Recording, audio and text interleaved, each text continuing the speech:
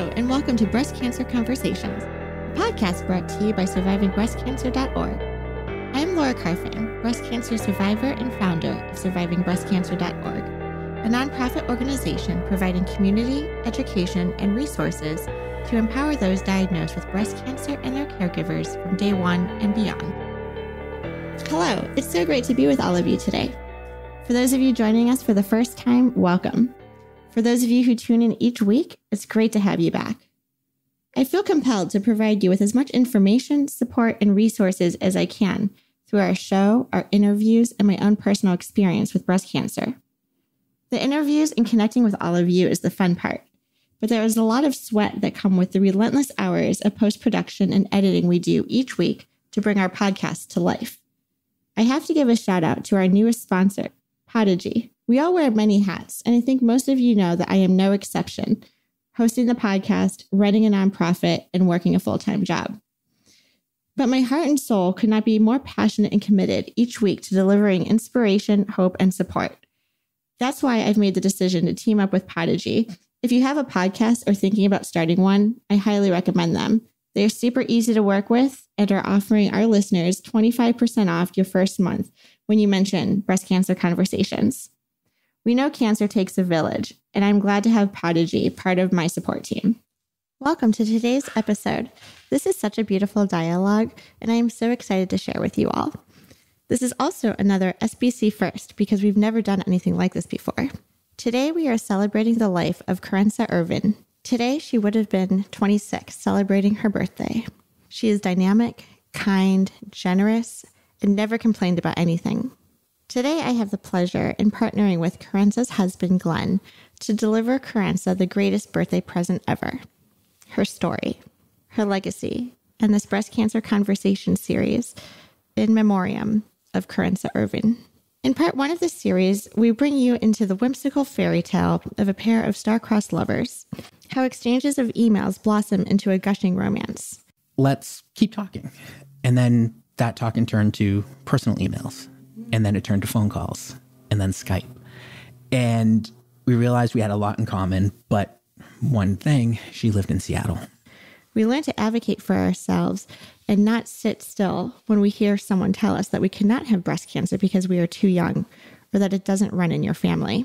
Instead, the story will leave you feeling empowered to always ask for another opinion or an ultrasound, just so you'll be able to sleep at night knowing that it isn't breast cancer and your doctor was right. I am thrilled to introduce you to Kerensa through the voice of her husband, Glenn.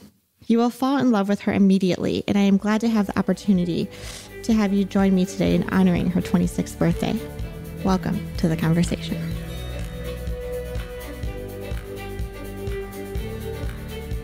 Thank you, Glenn, for being on Breast Cancer Conversations today. Thank you. I'm amazed. It's such an incredible opportunity to talk about one of the most influential people I have ever had in my life. Someone that epitomized love, hope, strength, and courage. Someone who didn't stop smiling, even in the face of the tragic diagnosis twice.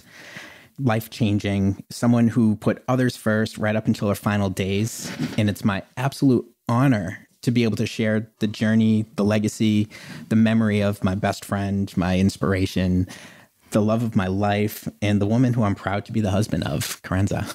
And for our listeners, too, I want to paint the scene for you. So we are sitting actually in my home recording this live. As some of you know, a lot of times we are in conference halls or studios, on site in hospitals. And so this is a very cozy moment, right? We have our cup of coffee and we have a 8x10 beautiful picture of Kerensa's smiling face on the table with us. So she is here as we describe this beautiful story. So why don't you take us back to the beginning? How did you guys meet? Well, it was, the traditional way, randomly on a non-dating website. So we were both on this website, and I was going through this incredible tough time of my life. So I was on a website that has message boards about all sorts of different topics, one being relationship advice, there's humor, a bunch of things. So I was going through, and I kept seeing this username with these really profound, wonderful, caring responses to people. They were just deep in thought. It's like, wow, that makes sense. That's really helping me. And like everybody does, I clicked on a username to see what else they would have to say. And what I found was not only somebody that had these great, wonderful, inspirational things, but also someone that was hilarious. She had these little pictures. She had one, it was just a lollipop that was half unwrapped with the wrapper sticking off the stick, and it said my super pop or something like that. And it was really great. And she opened up a little bit more about herself and some of the struggles she was going through with her grandmother, who was recently diagnosed with Alzheimer's. But then, so as I kept, checking, she was also into makeup, and I saw a picture of her and she was just absolutely stunning. So I had a face, her smile just captivated me. So every day I would look forward to see what else is she going to post? What else can she do? I never really interacted with her, but just got a sense of who she was. And then one day I had a really bad morning, and for whatever reason, I decided to send her a message, and I titled it, "I'm amazed." And then in the body of the email, the message was everything that I found amazing about her, her kindness, her compassion, her makeup skills. And I sent it and then had a moment of panic, like, oh God, I just sent a random girl a message. She's going to think I'm the biggest creep, and I'm sure she gets tons of these a day. And I forgot about it. A little while later, I got that little red indicator. I had a message back. So I checked and it was her. And I was just blown away. And she was like, hey, funny this came up. I just cleared my email from all these other creepy messages that I got, and yours popped in right after. Thank you. You're kind, blah, blah, blah. So from there, we just started emailing on this website and realized, hey, we have a really big age difference, but let's keep talking. And then that talking turned to personal emails, and then it turned to phone calls, and then Skype. And we realized we had a lot in common, but one thing, she lived in Seattle, the suburbs of Seattle, and I lived out here. So we're never going to meet. Boston? Yes. Okay. Sorry. Boston. Yes. Yes. So we just kept talking. And then a random coincidence, we were going to be on the same coast, on the East Coast. And we made it so we could meet. We had dinner at a vegan restaurant. She had me taste, it was pesto tofu. And it was absolutely repulsive. Oh, I didn't like it. She loved it. She said it was good, but the burger was good. It was a veggie burger, so it was pretty delicious, and fries. And from there, we said goodbye and had no idea if we were going to see each other again because, again, we lived across the country. Yeah. 17 years apart. So was she coming to the East Coast for work or travel visit, or was she coming to visit you? She was just happened to be out here for a vacation with friends. Oh, nice. So it just worked out perfectly.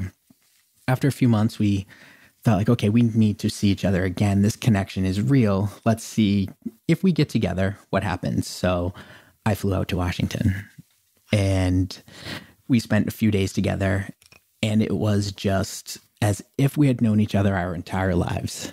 It was incredible. Just little things from, I guess, body language to where you sat on the couch. You just sat down. There was no discussion on anything. We had similarities. We had similar tastes in movies, music, anything, books, interest in psychology. Just we fit. It's like, wow, this could be really something that we pursue. And so we did. For about a year and a half, we had a long distance relationship. Every 10 weeks or so, while she was finishing her degree at the University of Washington, during her breaks, she would fly out to Boston or I'd fly out to Washington. Nice. And we made it work.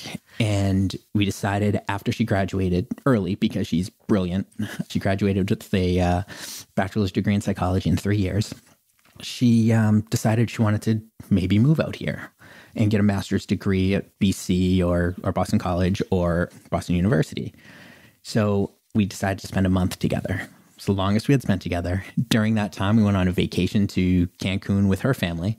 Wow. So we all met there. She flew out here first. We spent a couple of days. Was this the first time you were meeting her family, or have you met? I had met them before. When you were so out? when I was out there. Okay. Yeah, just to make sure, Of course. Like as we decided, hey, we're going to give this a try, I should meet the family of someone who keeps having a strange guy come out and visit.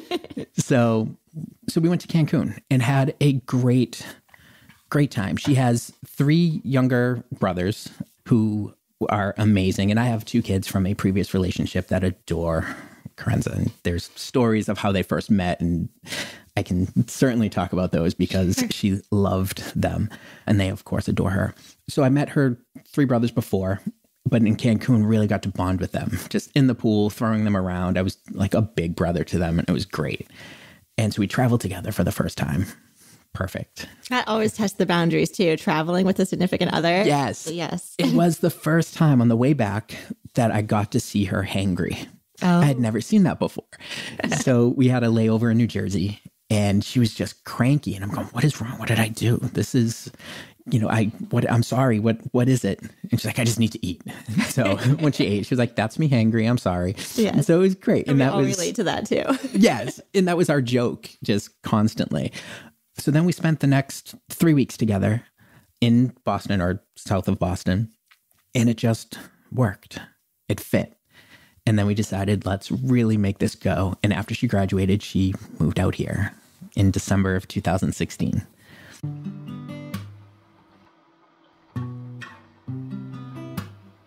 She won people over wherever she went. And that was one of the biggest things that I'll never forget about her. A month after she was here. So we had been together for about a year and a half. Mm-hmm. I thought, she's making this really big commitment moving out here to Boston, leaving all friends and family behind. I need to make a big commitment. So on January 23rd, 2017, in the middle of a blizzard, I asked her to marry me.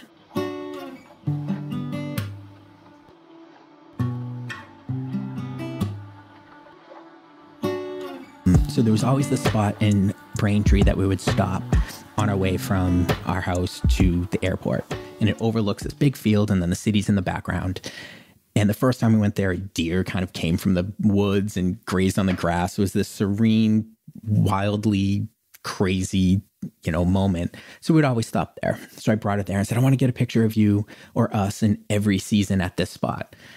And so a blizzard came in, and I have to do it on this day. It's 1, 2, 3. And the thing I had written for her was, you're easy to love like 1, 2, 3. And it was in there. I couldn't change it now. So she has her makeup done, and she has a cute hat on, and she's standing there. And I have pictures of her just looking at me like, seriously, the snow is coming down sideways. I'm cold. Yeah. We're going to see Star Wars after this. Let's go. So took a couple of pictures of her, and then I went in the picture, and I had a remote camera button.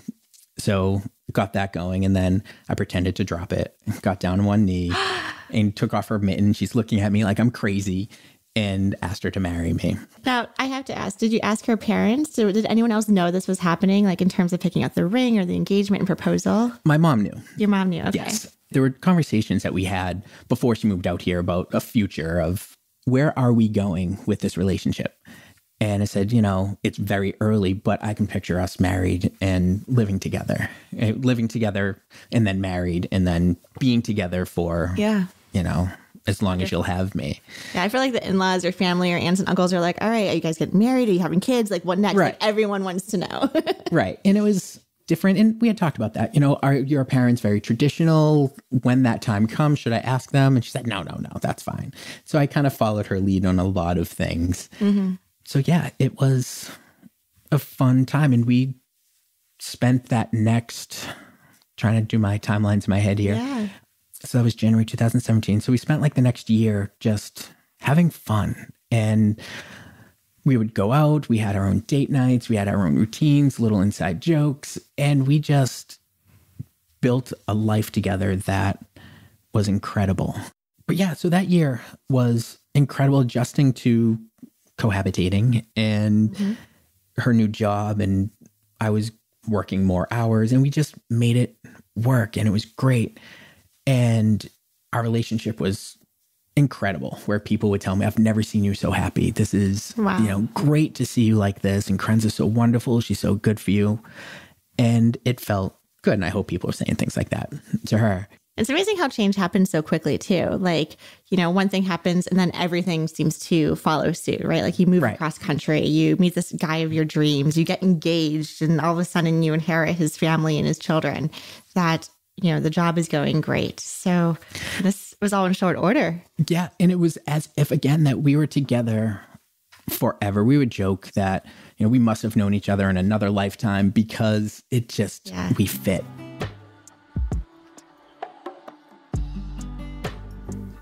I felt a bump. Really? Yeah. And immediately we went, I feel a bump. You said that like you stopped in your stopped tracks. right in the middle of Yeah. Snuggles and said, there's a bump. It's a definite bump. And she was like, I'm sure it's a duct thing. It's, I'm 22. And I was like, yeah. She's like, I'll get it checked out. I'm sure it's nothing. And she never felt it before. She never felt it before. She wasn't doing self-checks or anything because, again, she was 22. Right. And she didn't think of it. Didn't run in her family, nothing. So it was a couple of days later. It's like, all right, how's your bump? She had a name. It was Rita, right side. Nice. Rita. Lola was the other side. I'm sure she'd love me telling that. So Rita and Lola. Rita has a bump.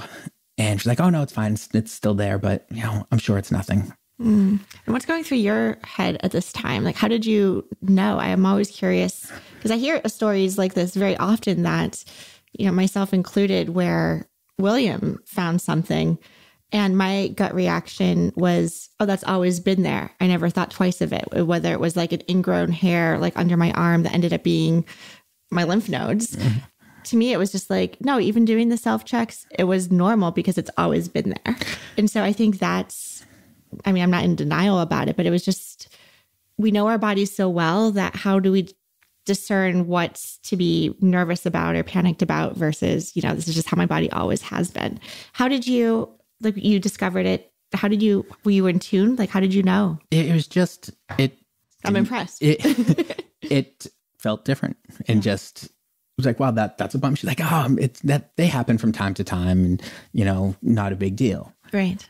Okay, so I again followed her lead. It's her body. She knows what it does. Right. And so that was November. In December, it's like, hey, how's that bump? Still there. But now it's getting a little bigger. Like, this is not good. She's like, again, I'm 22. It can't be breast cancer. So Google was my worst enemy. So I'm panicking. She went back to visit her family around Christmas time that year. Christmas happens and you kind of forget about everything in the Christmas. And then it was early January, and it got bigger. It kind of had more of a texture where it was. So before, when I first felt it, it was maybe the size of a pea, like a small pea. Okay. And at this a hard little round. Yeah. Pea. Okay. And at this point, it was like the size of a quarter, just in diameter. So I'm like, this is not normal. What's going on? She's like, again, it probably is a breast infection. Let me see. At this point, her nipple had become inverted. Like, these are not good signs. So she went to urgent care because it was also sore. She's like, breast cancer doesn't hurt, so it can't be that. Right. And the doctor at the urgent care looked at it and said, oh, okay, I'm hoping it's just a breast infection or skin infection. So here's some antibiotics. Call your primary care. Get it looked at. I'm going to set up an ultrasound for you just in case. So that day or at a later date? At a later date. It was for a week out or so. So she went to her primary care a couple of days later. It was three days later. No change. So the antibiotics weren't working. Her primary care is like, you're 22. So let's give you a higher dose of an antibiotic, a stronger one. Wow. And at that point, I was like, hey, can we start talking about breast cancer? It has every single sign. And you've been reading up on it, right? Oh, yeah. Yes, the size, the texture, the inverted nipple, the pain. Right. Yes. Mm-hmm. And she was like, no, not yet. If this antibiotic doesn't work, there's one more we can try that's even stronger, and then we can go for a biopsy or an ultrasound. And so she canceled the ultrasound. The doctor did. And so the next antibiotic made Kerensa extremely sick. So she called and was like, yeah, stop that and come back in. She went back in. And she's like, oh, we're going to give you a third one. She's like, I'm going to the breast center. It's like, it's not getting better. It's getting bigger. At this point, it was, I wish I had a video, but it was like if you put up an L of your thumb and your forefinger, it went from her thumb to halfway down her forefinger in like an L shape. So it was, my guesstimation was more of like a 2, 4, 6-inch type L shape, bump. Wow. And it was visible. Kept growing. It kept growing, aggressively growing. And it was now visible to the eye. You just couldn't feel it anymore. You could see it. It kind of rippled a little, had the appearance of like an orange peel. Okay. So just in that one area. Right. So Kerensa smartly made the ultrasound appointment again. And then January 18th, of 2017. Yep. Sorry, I have all these dates in my head. No, the dates are hard too. And just for a point of clarification too, so I can keep it straight. Were you already engaged at this point? Yes, we were. But not yet married? Right. We were engaged for almost a year. Okay. So all of 2016 was like the engagement year. Yes. And then at the tail end of that, she started going to see the doctors and having all these body changes. Right. Okay. So we went to the breast center and just for the ultrasound. And we're like, okay, this is great. So she went back. And you went with her for the ultrasound? Yes. Okay. I went to, I'd say 95% of all of her appointments with her. Again, she's from Washington. She made friends out here, and my family just included her as family right away. But I was her primary caregiver while she was here. So, and I was really worried, so I wanted to be there. So she went in the back for her ultrasound, and I sat in the waiting room playing on my phone, trying to keep my mind busy, sitting around, and everybody's there is either for having infusions or some other cancer. I can't believe I'm in a cancer center right now. It was surreal. And so what should have been just a quick 35-minute ultrasound was longer. So it was about 2.5 hours. And she came out looking distressed. And I saw her walk by and go into another room. And when she went in the room, it was the patient advocate sat there and said, "Get your fiance." So we went into this little room, and there was a piece of paper on the desk written in red letters, "Urgent," underlined 3 times. I had her name on it. So I guess while she was back there, they did the ultrasound, and the techs were talking, how you doing? Oh, you're from Washington. What are you doing here? And then I guess they slowly turned the monitor away and called in another doctor. And then they had her go for a mammogram. So they obviously saw something on the ultrasound and then the mammogram. And the patient services said, you need to come back here at 4 to meet with a breast surgeon, the oncology breast surgeon. Like, why? Like, it's best if you come back and talk to them. So it was 1 o'clock or so. So we left and got lunch and sat home and didn't eat it and just sat on the couch numb. Yeah. And just cried. And I, held each other and said, this can't be. It can't be. 22. It's right. It's so rare. So, and she made calls to her mom and everybody to let them know, hey, this is what's going on. So we went back. Right. Especially when you're 99% certain, right? Like they didn't tell you the answer. They didn't tell you it was positive, but just to come back. Like you're kind of reading between the lines of, okay, what's going on? Yeah. So we went back and we met with the breast surgeon. She said, I can't say it for certain, but I'm 99.9% sure you have breast cancer.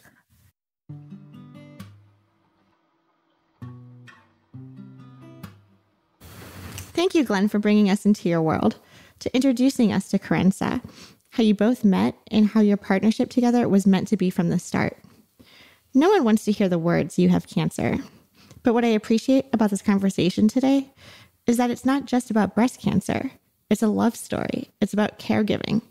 It's setting us up for what a diagnosis entails.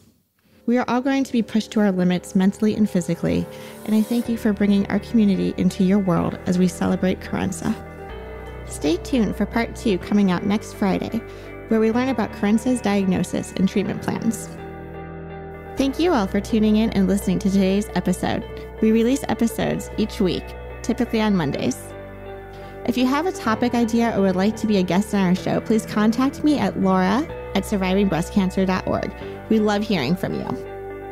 Please remember that the content here should not be taken as medical advice. The content here is for informational purposes only, and because each person is so unique, please consult your healthcare professional for any medical questions. Views and opinions expressed in our podcast and website are our own and do not represent that of our workplaces. While we make every effort to ensure that the information we are sharing is accurate, we welcome any comments, suggestions, or corrections. In no way does listening, reading, emailing, or interacting on social media with our content establish a doctor-patient relationship. Until next time, keep on thriving.